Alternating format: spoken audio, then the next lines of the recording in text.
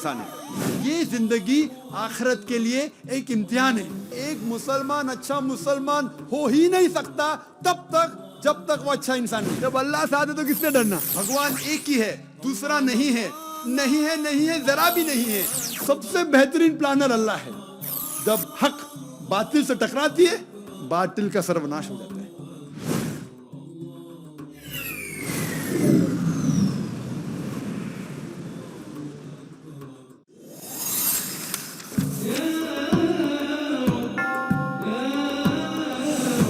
داهمتنا الكروب أغرقتنا العيوب فاكفنا همنا يا حبيب القلوب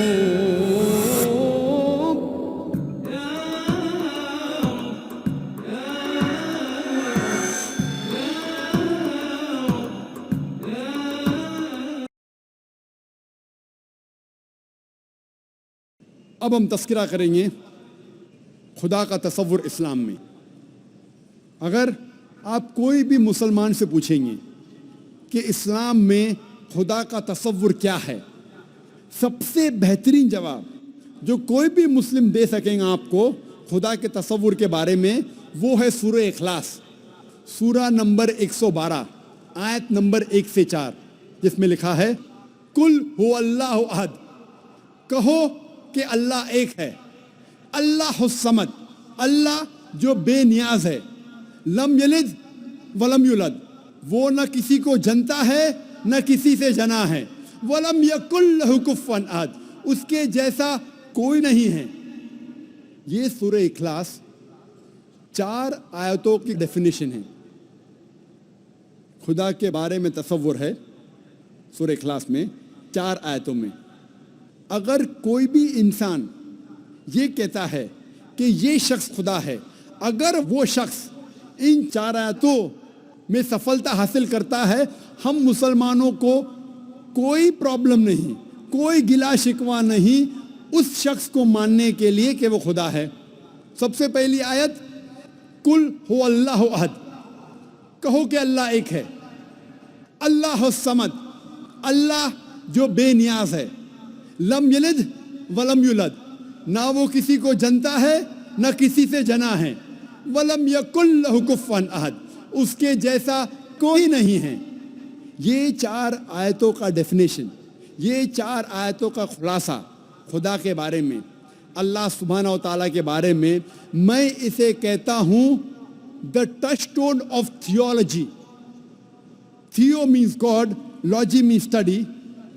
Theo مطلب خدا، لوجی مطلب پڑھائی، خدا کے بارے میں پڑھائی، خدا کے بارے میں جانکاری رکھنے کو کہتے ہیں تھیولوجی۔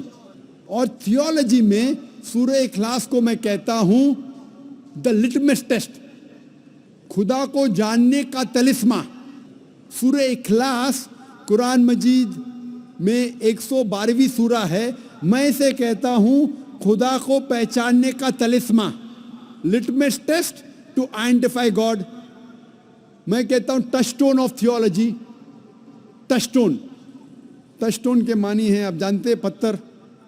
اگر آپ سونا خریدنا چاہتے ہیں یا سونا بیچنا چاہتے ہیں، آپ جاتے ہیں جوہری کے پاس، اور جوہری پرکھتا ہے، جانچتا ہے یہ سونا کتنا کھرا ہے، وہ لیتا ہے سونے کو اور گھستا ہے ٹچ اسٹون سے، اپنے پتھر سے گھستا ہے، اور رنگ دیکھ کے وہ کہتا ہے کہ یہ سونا 24 کیرٹ کا سونا ہے، یا کہتا ہے یہ سونا 22 کیرٹ کا ہے، یا کہتا ہے یہ سونا 18 کیرٹ کا ہے، یا کہتا ہے یہ سونا ہی نہیں ہے، کیونکہ all that glitters is not gold، ہر چیز جو چمکتی ہے وہ سونا نہیں ہے۔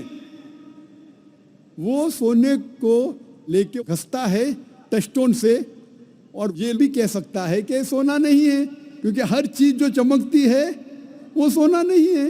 تو سورہ اخلاص میرے مطابق is the touchstone of theology, خدا کو جاننے کا طلسمہ۔ کوئی بھی شخص، کوئی بھی انسان اگر کہتا ہے کہ یہ شخص خدا ہے، آپ اس سورہ اخلاص کے مطابق اس کی جانچ کرو.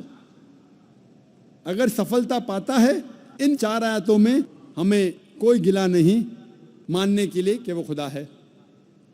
مثال کے طور پہ کچھ انسان مانتے ہیں کہ بھگوان رجنیش خدا ہے. کوشچن آنسر کے وقت, سوال جواب کے وقت ایک ہندو بھائی مجھ سے کہا کہ ہم ہندو نہیں مانتے کہ بھگوان رجنیش خدا ہے. میں نے کبھی بھی نہیں کہا کہ ہندو مانتے ہیں کہ بھگوان رجنیش خدا ہے. میں نے کہا کچھ انسان مانتے ہیں اور سمجھتے ہیں کہ بھگوان رجنیش خدا ہے. میں نے ہندو مذہب کی کتابوں کا مطالعہ کیا ہے, کئی بھی ہندو مذہب کی کتاب میں نہیں لکھا ہے کہ بھگوان رجنیش خدا ہے. لیکن پھر بھی کئی انسان مانتے ہیں کہ بھگوان رجنیش خدا ہے. ابھی ہم جانچیں گے سورہ اخلاص کی بنیاد پر یہ بھگوان رجنیش صحیح خدا ہے کہ نہیں. سب سے پہلا امتحان, کل هو اللہ احد, کہو کہ اللہ ایک ہے.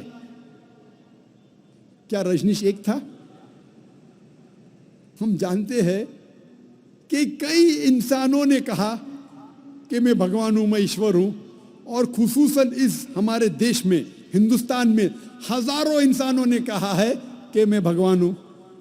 رجنیش ایک واحد انسان نہیں ہے جس نے کہا کہ میں بھگوان ہوں.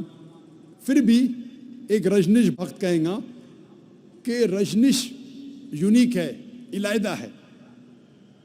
ٹھیک ہے, ہم جاتے دوسرے امتحان پر. دوسرا امتحان ہے دوسری آیت, اللہ الصمد, اللہ جو بے نیاز ہے.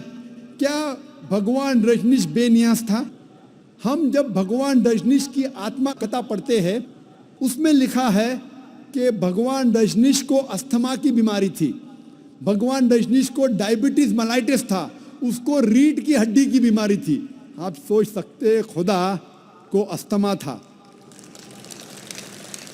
ڈائبٹیز ملائٹس تھی, ریڑھ کی ہڈی کی بیماری تھی. تیسرا امتحان, تیسری آیت, لم یلد ولم یولد, نہ وہ کسی کو جنتا ہے نہ کسی سے جنا ہے, نہ وہ کسی کا والد ہے نہ اس کا کوئی بیٹا ہے. ہم جانتے ہیں کہ رجنیش مدھیہ پردیش کے ایک گاؤں میں پیدا ہوا. اس کے والد بھی تھے, والدہ بھی تھی. 1981 میں رجنیش جاتا ہے USA امریکہ, اور وہاں ہزاروں امریکنوں کو بیوقوف بناتا ہے. اور ایک اسٹیٹ میں جس کا نام تھا اوریگون, وہ اپنا ایک گاؤں قائم کرتا ہے جسے کہا جاتا تھا رجنیش پورم. بعد میں امریکن گورنمنٹ رجنیش کو گرفتار کرتی ہے اور ڈالتی ہے جیل میں. اور رجنیش کہتا ہے کہ امریکن گورنمنٹ نے مجھے سلو پوائزن دیا. سلو پوائزن, آپ سوچ سکتے ہیں خدا کو کوئی سلو پوائزن کر رہا ہے, خدا کو کوئی دھیرے دھیرے زہر دے رہا ہے. اور 1985 میں 1985 میں امریکن گورنمنٹ رجنیش کو USA کے باہر نکالتی ہے, اور پھر سے رجنیش آ جاتا ہے ہندوستان میں, اور جاتا ہے پھر سے پونا میں اپنے سینٹر میں جس کا نام تھا رجنیش نیو سنیاس, اور بعد میں اس کا نام بدلا جاتا ہے اوشو کمیون. اور جب آپ پونا میں جائیں گے اس کے سینٹر میں جس کا نام ہے اوشو کمیون, آپ جب اندر جائیں گے تو آپ دیکھیں گے اس کے سمادھی پہ لکھا ہے Osho never born, never died, but visited the earth from the 11th of December 1931 to the 19th of January 1990. بھگوان رجنیش اوشو نہ کبھی پیدا ہوا نہ کبھی مرا, لیکن وہ اس دنیا کی سیر کرنے کے لیے آیا. اس دھرتی پہ وہ سیر کرنے کے لیے آیا 11 دسمبر 1931 سے لے کے 19 جنوری 1990 تک. اوشو نہ کبھی پیدا ہوا نہ کبھی مرا, لیکن اس دنیا کی سیر کرنے کے لیے آیا 11 दिसंबर 1931 से लेके 19 जनवरी 1990 तक उस समाधि पे ये नहीं लिखा कि भगवान रजनीश को 21 ममालिक का वीज़ा नहीं मिली थी। आप सोच सकते हैं, खुदा दुनिया को सैर करने आ रहा है, घूमने के लिए आ रहा है और उसे वीज़ा की ज़रूरत। ईश्वर भगवान दुनिया की सैर करने के लिए आ रहा है और उसे वीज़ा की ज़रूरत। और आर्क बिशप ऑफ ग्रीस ने कहा, अगर आप भगवान रजनीश को इस देश के बाहर नहीं निकालेंगे, हम उसका घर और उसके फॉलोअर्स का घर जला देंगे। और आखिरी इम्तिहान, चौथी आयत, वलम यकुल लहु कुफुवन अहद, उसके जैसा कोई नहीं। अगर आप खुदा या ईश्वर की बराबरी इस दुनिया में, इस कायनात में किसी चीज से कर सकते तो वो खुदा ही नहीं, वो ईश्वर ही नहीं। वलम यकुल लहु कुफुवन अहद, उसके जैसा कोई नहीं।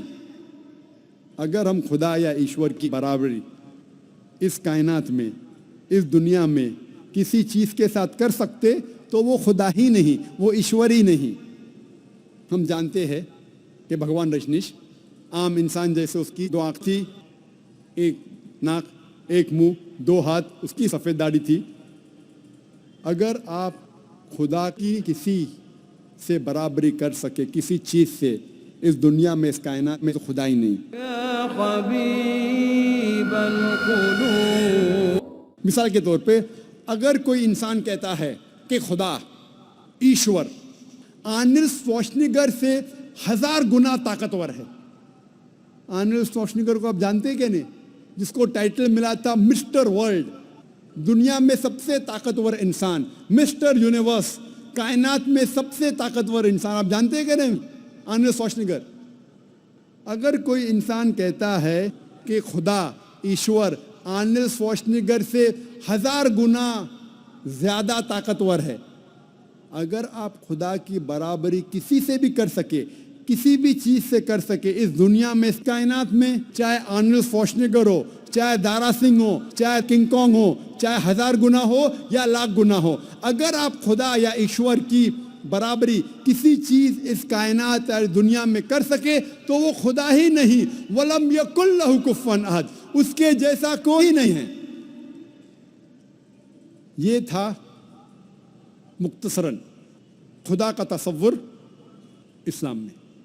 और मैं कहना चाहता हूं कि जितने सामाइन लोग हैं, मेरे बुजुर्गों, मेरे अजीज भाइयों और बहनों, चाहे आप मुसलमान या गैर मुसलमान हो, आप जिस ईश्वर, जिस खुदा की इबादत करते हैं, उस खुदा, उस ईश्वर को इन 4 आयतों से उस ईश्वर को जांचो। अगर ये चारों आयतों, ये चारों इम्तिहान पे उतरता है, आप जिस ईश्वर की इबादत करते हैं, आप जिस खुदा की इबादत करते हैं, तो वो सही खुदा है, वरना वो गलत खुदा है। ये 4 आयतों के मुताबिक आप जिस ईश्वर, आप जिस खुदा की इबादत करते हैं, मेरा आपसे कहना है, मेरे सारे सामाइन से, मेरे बुजुर्गों से, मेरे भाइयों और बहनों से, आप जिस ईश्वर, आप जिस खुदा की इबादत करते हैं, उसको जांचो इन 4 आयतों के मुताबिक। अगर वो सफलता पाता है तो वो सही खुदा है, वरना गलत। इस्लाम के अलावा अक्सर मजहब एक फलसफे में मानते हैं जिसे कहते हैं एंथ्रोपोमॉर्फिज्म। एंथ्रोपोमॉर्फिज्म के मानी खुदा रूप लेता है। और इस्लाम के अलावा दिगर मज़ाहिब अक्सर ये मानते हैं कि खुदा ने इंसान का एक बार रूप लिया। कुछ मज़ाहिब मानते हैं कि कई बार खुदा ने इंसान का रूप लिया। इसे कहते हैं एंथ्रोपोमॉर्फिज्म। और आप अगर गौर करेंगे तो उनका फ़लसफ़ा कहता है, एंथ्रोपोमॉर्फिज्म में उसकी एक लॉजिक है, उस फ़लसफ़े का एक मंतिक है।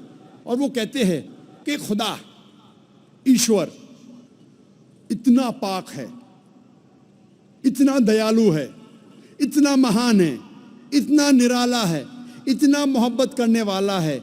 ये खुदा इंसानों की तकलीफ को नहीं जानता, इंसानों की मजबूरी को नहीं जानता। इंसानों को किस बात का दुख है नहीं जानता। इसीलिए ये खुदा इंसान का रूप लेके इस धरती, इस ज़मीन पे आया, जानने के लिए इंसानों को क्या तकलीफ होती है, इंसानों की मजबूरी क्या है, इंसानों को किस चीज़ की तकलीफ है। सोचा जाए तो अच्छा फ़लसफ़ा है। खुदा, ईश्वर इतना महान, इतना दयालु, इतना पाक, इतना रहमत वाला, वो इंसानों की तकलीफ़ों को नहीं जानता, इंसानों की मजबूरी को नहीं जानता, इंसानों को किस बात का दुख होता नहीं जानता। इसीलिए खुदा इंसान बना जानने के लिए इंसान के लिए क्या अच्छा है क्या बुरा है, ताकि वो इंसानों का कानून बना सके। सोचने के लिए तो बहुत अच्छा फ़लसफ़ा है, लेकिन मैं कहता हूँ कि अगर मैंने एक डीवीडी प्लेयर बनाया, मैं डीवीडी प्लेयर का खालिक हूँ, क्या ज़रूरी है कि मैं डीवीडी प्लेयर बनूं ये जानने के लिए डीवीडी प्लेयर के लिए क्या अच्छा है क्या बुरा है? क्योंकि मैं डीवीडी प्लेयर का बनाने वाला हूं, मैं डीवीडी प्लेयर का खालिक हूं, मुझे डीवीडी प्लेयर बनना ज़रूरी नहीं। मैं क्या करता हूं, मैं इंस्ट्रक्शन मैन्यूल लिखता हूं, मशीन को चलाने वाली किताब, मशीन को समझने की किताब, जिसे अंग्रेजी में कहते हैं इंस्ट्रक्शन मैन्यूल। मैं इंस्ट्रक्शन मैन्यूल लिखता हूं कि अगर आपको डीवीडी को देखना है तो डीवीडी प्लेयर में डीवीडी डालिए और प्ले बटन दबाइए। अगर फास्ट फॉरवर्ड करने का है तो एफएफ का बटन दबाइए, अगर रोकना है तो स्टॉप का बटन दबाइए। इस डीवीडी प्लेयर को पानी में मत डालो, खराब हो जाएगा। इस डीवीडी प्लेयर को ऊंचाई से मत गिराओ, नहीं तो खराब हो जाएगा। मैं एक इंस्ट्रक्शन मैन्यूल लिखूंगा, मुझे डीवीडी प्लेयर बनने की ज़रूरत नहीं। इसी तरीके से खुदा, ईश्वर इंसान का बनाने वाला है, इंसान का खालिक है। ईश्वर खुदा को इंसान बनने की ज़रूरत ही नहीं। वो क्या करता है? ईश्वर खुदा एक इंस्ट्रक्शन मैन्यूल भेजता है, इंसान को किस तरीके से ज़िंदगी बसर करना चाहिए, क्या चीज़ उसके लिए हलाल है, क्या चीज़ उसके लिए जायज़ है, क्या चीज़ उसके लिए हराम है, किस चीज़ की ममानियत है। उसे इंसान बनने की ज़रूरत नहीं, वो भेजता है इंस्ट्रक्शन मैन्यूल। और इंसानों का आखिरी इंस्ट्रक्शन मैन्यूल, इंसान को अगर कहेंगे कि मशीन, वो सबसे बेहतरीन मशीन है, उसके लिए इंस्ट्रक्शन मैन्यूल की बहुत ज़रूरत है। जितनी कॉम्प्लिकेटेड मशीन, जितनी पेचीदा मशीन है, उतनी ज़रूरत है इंस्ट्रक्शन मैन्यूल की। अगर आप मुझे इजाज़त देंगे इंसान को मशीन कहने की, तो आप ये कबूल करेंगे कि सबसे पेचीदा मशीन इस कायनात में वो है इंसान। तो इंसान के लिए इंस्ट्रक्शन मैन्यूल की ज़रूरत नहीं। खुदा की आखिरी भेजी गई इंस्ट्रक्शन मैन्यूल इंसान के लिए है, वो है कुरान मजीद। कुरान मजीद अल्लाह सुब्हाना व तआला की आखिरी इंस्ट्रक्शन मैन्यूल है इंसानों के लिए। इंसान के लिए क्या अच्छा क्या बुरा वो लिखा गया ये आखिरी इंस्ट्रक्शन मैन्यूल कुरान मजीद में। क्या इंसान के लिए अच्छा है, क्या बुरा है, क्या हलाल है, क्या हराम है, ये लिखा है आखिरी इंस्ट्रक्शन मैन्यूल में, जिसे हम मुसलमान कहते हैं कुरान मजीद। कई गैर मुसलमान मुझसे कहते हैं कि जाकिर, खुदा सब कुछ कर सकता है, तो खुदा इंसान क्यों नहीं बन सकता? खुदा इतना महान है, वो सब कुछ कर सकता है, तो इंसान क्यों नहीं बन सकता? आपको इस पे एतराज़ क्या है? मैं कहता हूं, अगर मिसाल के तौर पे फॉर सेक ऑफ आर्ग्यूमेंट मान भी लो कि अल्लाह सब कुछ कर सकता, खुदा सब कुछ कर सकता, और अगर खुदा इंसान बनता है, जब खुदा इंसान बनेगा तो वो खुदा नहीं रहेगा, क्योंकि खुदा और इंसान की सिफात बिल्कुल अलग है, बिल्कुल ऑपोजिट है। खुदा लाफानी है, इंसान फानी है। आप ये अगर कहेंगे कि खुदा इंसान बन गया, तो ये आपको मानना पड़ेगा कि वो खुदा खुदा नहीं रहा, इंसान बन गया। लेकिन ये कहेंगे कि खुदा इंसान बन के भी खुदा है, गॉड मैन, ये बिल्कुल गलत चीज़ है। क्योंकि انسان اور خدا کی صفات بالکل اپوزٹ ہے. خدا لا فانی ہے، انسان فانی ہے. آپ اگر یہ کہیں گے ایک ایسا شخص ہے جو فانی بھی ہے اور لا فانی بھی ہے، یہ بنا معنی الفاظ ہے. ادھر وہ شخص فانی ہے یا لا فانی ہے. لا فانی اور فانی دونوں ساتھ میں ہو ہی نہیں سکتا. خدا کی شروعات نہیں، انسان کی شروعات ہے. آپ کہیں گے ایسا شخص ہے جس کی شروعات بھی ہے اور شروعات نہیں بھی، یہ لا معنی الفاظ ہے. خدا کا انت نہیں، انسان کا انت ہے. آپ کہیں گے گاڈ مین ہے، ایک خدا انسان ہے جس کا انت بھی نہیں اور انت بھی ہے، یہ لا معنی الفاظ ہے، ہو ہی نہیں سکتا. ہم جانتے ہیں کہ انسان کو کھانے کی ضرورت ہے، کھانا کھانے کی ضرورت ہے. خدا کو کھانے کی ضرورت نہیں. لکھا ہے سورہ انعام میں سورہ نمبر 6 آیت نمبر 14 میں کہ اللہ سبحانہ و تعالی لوگوں کو کھلاتا ہے اور اسے کھانے کی ضرورت نہیں. He feeds everyone but does not require to be fed. انسان کو آرام کی ضرورت ہے، انسان کو نیند کی ضرورت ہے. خدا کو آرام کی ضرورت نہیں، خدا کو نیند کی ضرورت نہیں. لکھا ہے قرآن میں سورہ بقرہ میں سورہ نمبر 2 آیت نمبر 255 میں آیت الکرسی میں اللہ لا الہ الحی القیوم لا تأخذہ سنۃ ولا نوم لہ ما فی السماوات و ما فی الارض. اللہ سبحانہ و تعالیٰ ایک ہے، وہ بے نیاز ہے، وہ مالک ہے سارے چیزوں کا جو آسمان اور دھرتی پہ ہے. اسے آرام کی ضرورت نہیں، نہ ہی اسے نیند آتی ہے. اسی لیے میں کہتا ہوں کہ اگر خدا انسان بنتا ہے تو وہ خدا نہیں رہتا. آپ کہیں گے خدا انسان، گاڈ مین، یہ کانٹرڈکٹنگ ہے. اور اگر خدا انسان بن جاتا ہے اور خدا ہی دے دیتا ہے اپنا جو خدا کا پاور گیو اپ کرتا ہے، تو ایسے انسان کی عبادت کرنے کی ضرورت کیا جو آپ اور میرے جیسا ہے. اگر پھر آپ کہیں گے یہ انسان پھر سے خدا بن جاتا ہے، اگر انسان خدا بن سکتا ہے تو آپ اور ہم بھی خدا بن جائیں گے. تو یہ کہنا کہ خدا انسان بنتا ہے بالکل لامعنی الفاظ ہے. خدا انسان بن ہی نہیں سکتا.